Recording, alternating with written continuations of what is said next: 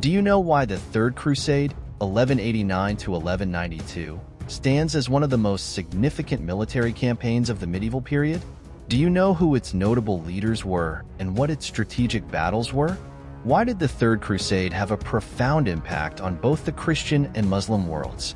Let us delve into the origins, events, and outcomes of the Third Crusade, analyzing the perspectives of various historical sources and schools of thought to provide a comprehensive understanding of this pivotal conflict.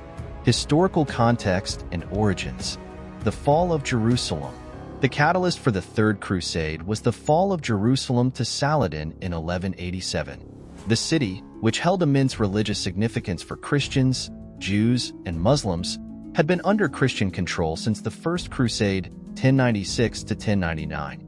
Saladin, the Sultan of Egypt and Syria, unified the Muslim forces and recaptured Jerusalem after the decisive Battle of Hattin. This event sent shockwaves through Christendom, prompting Pope Gregory VIII to issue the papal bull Audita Tremendi, calling for a new crusade to reclaim the Holy Land. Jerusalem's significance cannot be overstated. For Christians, it was the site of Christ's crucifixion and resurrection, while for Muslims, it was home to the Al-Aqsa Mosque and the Dome of the Rock, the latter marking the spot from which Prophet Muhammad is believed to have ascended to heaven during the night journey. The fall of such a pivotal city not only had spiritual repercussions but also geopolitical ones, as it threatened the existence of the Crusader states established during the First Crusade. Motivations for the Crusade.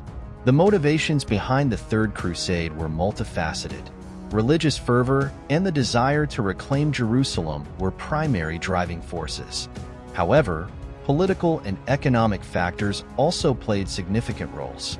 European monarchs saw the Crusade as an opportunity to assert their dominance, gain prestige, and expand their territories. Additionally, the Crusade provided a means to channel the military energies of restless knights and nobles into a common cause. Religious zeal was fueled by the promise of indulgences, a concept propagated by the Church where those who took up the cross were granted remission of their sins.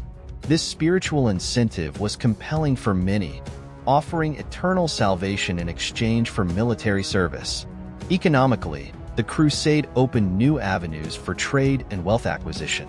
Italian city-states like Venice and Genoa, which provided naval support, saw the Crusade as an opportunity to expand their trade networks. The promise of spoils of war, land grants, and other material benefits also attracted many to the cause. The role of the papacy.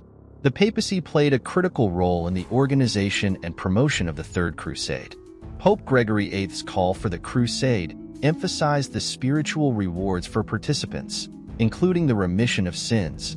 This religious motivation was a powerful incentive for many crusaders. The papacy also facilitated the coordination and funding of the crusade, leveraging its influence across Europe to garner support from various monarchs and nobility. Papal bulls, sermons, and church decrees were instrumental in rallying support.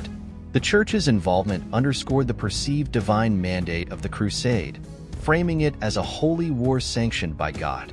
The papacy's ability to unite disparate European powers under a common religious cause was a testament to its influence during the medieval period. Political and social climate in Europe. The late 12th century was a period of political fragmentation and feudal conflict in Europe.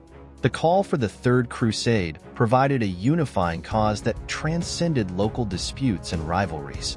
Monarchs like Richard I of England and Philip II of France saw the Crusade as an opportunity to project their power and influence on an international stage. Feudal lords and knights were motivated by both piety and the promise of adventure and wealth.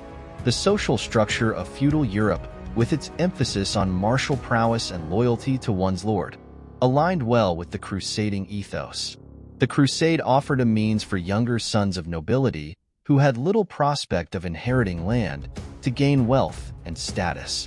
The social and economic fabric of medieval Europe was deeply intertwined with the crusading movement.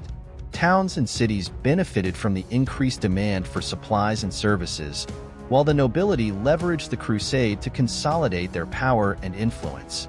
The promise of indulgences also appealed to the broader populace, who saw participation in the Crusade as a way to secure their salvation. Thanks for listening to Medieval Chronicles 1066. Don't forget to like, comment, and subscribe.